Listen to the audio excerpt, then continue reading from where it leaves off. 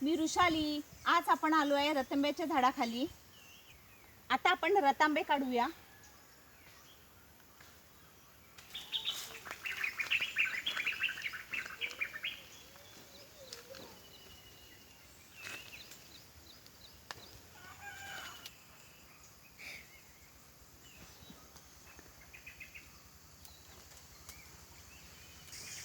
हे रतांबे मी सरबतासाठी काढते.